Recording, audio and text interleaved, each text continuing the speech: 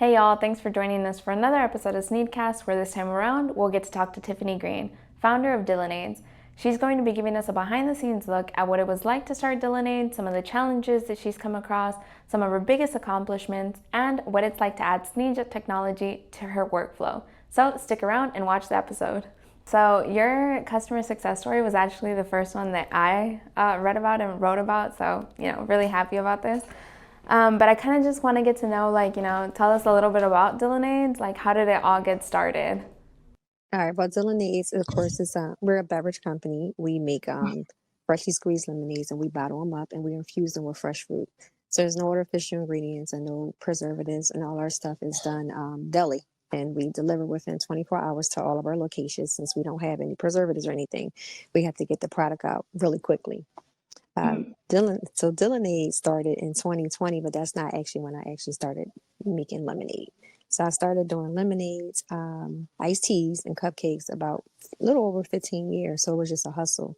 It was the ways that I made money on the weekends, on Fridays and Saturdays. I would drive throughout the city of Philadelphia, and I would sell product to like different barbershops and hair salons and other businesses in the area. And it kept me going for many, many years. And then I stopped for about 5 years. And I started doing real estate.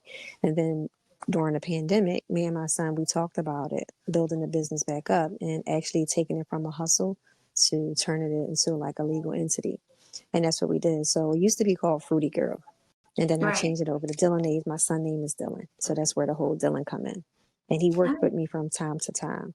So in 2020, I decided to turn into a business. I designed the logo, I designed the bottles, my labels, all that stuff. And we just started going. We started doing pop-ups.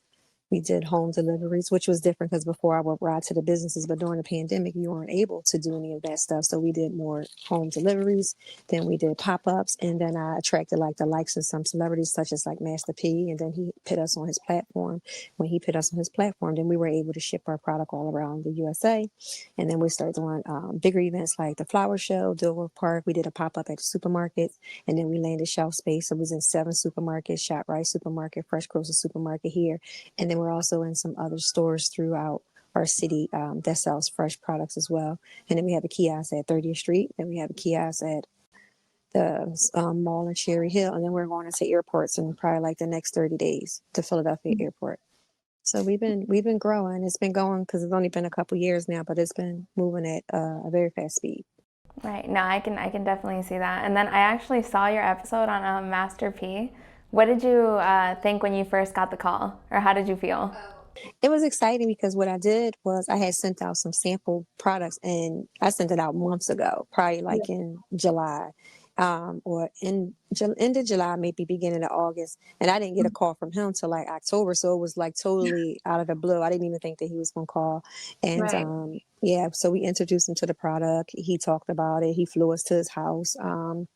We did like a whole like little press, I'm gonna say somewhat like a press tour because he promoted our product, and then when he would go on to different shows, he would talk about our product. And then here at home, by him promoting us, I was able to get press at home that talked about the product, so it helped us a lot. So you talk about how Master P kind of helped you And we didn't do market a it, little bit and we get just yourself started. It out was there the into the pandemic, press. so But how everything were was you by word marketing of mouth and before? just riding Like, what around would the you city, say and your a biggest little bit of efforts were? social media stuff here and there, but we weren't pushing it as much.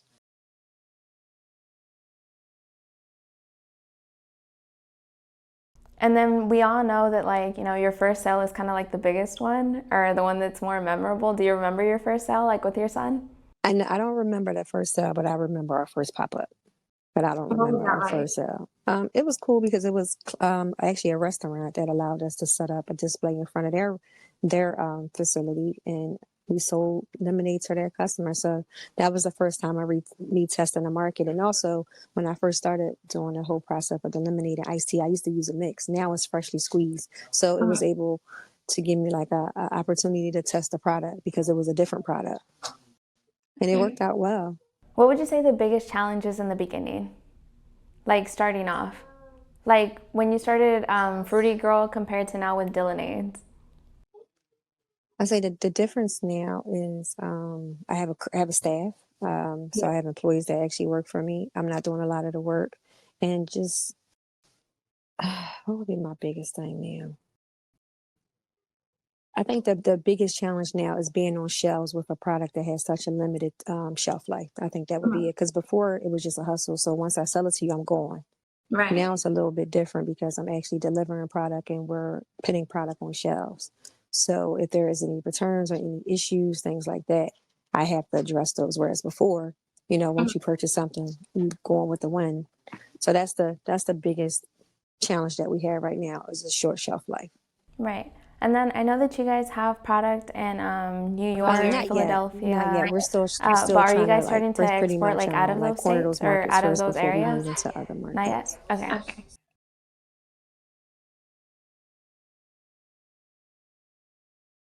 What would you say some moments of defeat are? Because I mean, obviously you guys are growing like at such a great rate, but what would you say some challenges are, or like some disheartening moments?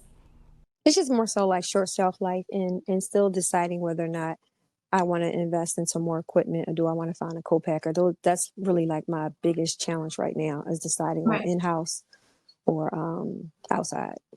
That's our Okay. biggest challenge. What would you say you're doing to like overcome those challenges? I'm just still weighing it out, man. It's those are the challenges that I'm faced with every day. So just still weighing it out, talking to different companies that make equipment, talking to different co-packers just to see like which one really makes sense for the direction that we're going into.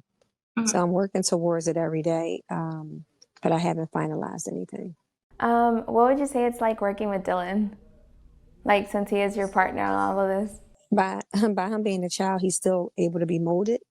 So Right. it's pretty good, and it's very exciting for me to be able to Mhm. teach him how to operate a business at such a young age, Right. and to show him how it is to actually build a business from scratch and Mhm.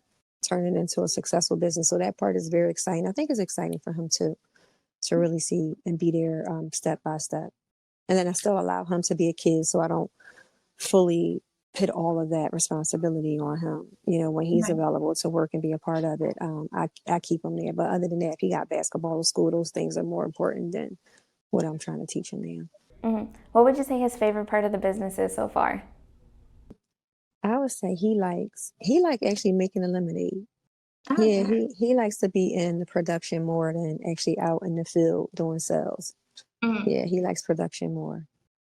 Would you say that you come from like a family of entrepreneurs, or is it something that you're like, Yeah, my father he always had his own business out of my family. So yeah, just pretty much with him. Everybody else pretty much worked for other companies, but my father was an entrepreneur, still is. what would you say that your biggest accomplishment or something that both of you guys cherish, like so far in the business?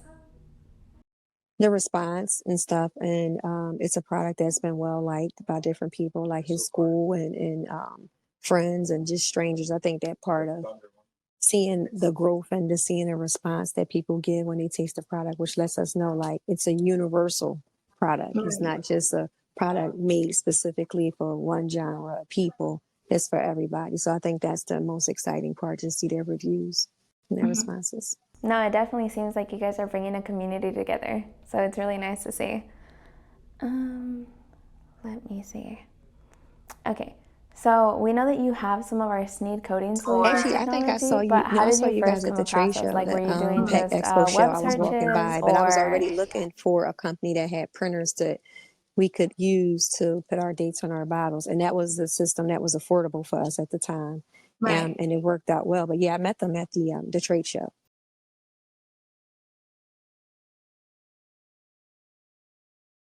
What would you say has worked about our technology for you guys so far? Or how has it helped you guys? Well, it helped us because now we're on shelves, so we have to have the dates on our bottles. So it Right. keeps us it keeps us competing with the other bigger companies who Mhm. have those capabilities to have the machines that can do the coding and things like that. So Right. being able to use the system that I purchased from you guys that was affordable, it allowed us to still be competitive with other companies on shelves. So if you Mhm. see our bottle next to someone else's, we look just as official. So it doesn't look like a small business on the shelf. We look like we're a main business like all the other competitors. So it Yeah. definitely helps with presentation and branding. In terms of like before you started using our technology, were you applying dates or were you applying any kind of information by hand? Yeah, we were using like stickers to put the dates Oh, on. okay. So we were doing Right. it individually. Yeah. Yeah. Okay, so from the beginning until now, how many flavors do you guys actually have? Or like, what do you guys have in the works? So we have 6 flavors. We have original lemonade, we have pineapple lemonade, we have peach lemonade, we have tropical lemonade, we have strawberry, and we also have berry. So we have 6 flavors. And our most popular flavors are strawberry, berry, tropical, pineapple, peach, and original is not at the top. It's actually at the bottom. Strawberry and berry are our top flavors. And where did you say that people could find Dillonades? Like at the moment, you guys are only East Coast? We're on the East Coast right now, but if they're on our website, Dillonades, www.dillonades.com, you can go there and it'll show you exactly where our product is. We have a product map, so that way people can just click on the map and see where we're located. Right. What would you say the next steps are for the company? Like, where do you guys see yourself in like 5 to 10 years? Well, right now we're working on, right now we're going into the Philadelphia airport here. So that should be good. And that's going to give us like an idea which way we want to go. Because right now we're still testing the market, although we're growing, to see what works and see what doesn't work. So whether or not we're going to continue to keep like our little satellite locations, or are we going to strictly just go to becoming a direct to business and just dealing straight with businesses. So right now we're just kind of like filling everything out. But I would say ultimately in the next 5 years we'll have our house. My plan is to house our product in a warmer climate. Because that'll help us be more year round, and it'll also help us with like the agriculture and things like that, since we use fresh fruit, and it'll keep our costs down. So I would say like in the next 5 years, we should be in a southern state producing our lemonade. And then that way we'll be able to ship around the world, but we'll be housed somewhere where it's warm. Yeah, no, definitely looking forward to that. So coming from like an entrepreneur background, what kind of advice would you give to anyone that's kind of hesitating to start their own business or wanting to take those steps but just aren't too sure? It's a lot of hard work, man. It's a lot of determination, a lot of perseverance. You're not going to be motivated every day. So this is not something that you follow based on motivation. It's more so about discipline and not giving up, because like I said, it's going to be days where you just don't want to do it, especially coming in as a small business without having a lot of funding, not having a lot of experience, and learning as you grow. That's a completely different experience when you're learning as you're going along, especially when the business is moving at a faster pace than what you anticipated. So I would say to find an outlet, because you're going to need an outlet to relieve stress, and to not give up. Yeah, you got to stick with it, even those days you don't feel like getting up. Like, it's days where I have to do deliveries sometimes. I don't want to get up 5, 6 in the morning to do deliveries, but I do it. I don't have a choice. Some days where we have product, if I have a kiosk and we have a fresh product, some weekends we're left with juices. Some weekends we didn't make enough. So those are things that you still learn as you're going along, but you just got to deal with it as part of business. Gaining stores, losing stores, all of that stuff. You just got to just keep going with it and believe in your product, and don't allow nobody else to tell you that it's not going to work. Okay, you talked about how like starting off as a small business, it can be kind of rough in the beginning, like especially if you have limited funding. Is there any kind of like resources or any kind of like grants that you've received like since you started Dillonades? No, we received one grant. Yeah, we received one grant last year for $25,000. So that was good because that money went towards a truck. But that was pretty much well, I think the bank gave us like 1,500. I think I received a couple grants, but they do help. Yeah, they definitely do help. We didn't receive a lot of grants, but because our business was actually started during the pandemic, so we didn't receive a lot of grants. But the two that we did receive definitely did help us. That $25,000 grant, how did you guys come across that one, if you don't mind me asking? We submitted to it. It was some guys in the city where I'm from who have their own business, and they were giving money to different businesses to help them, and we submitted to it, and they approved us.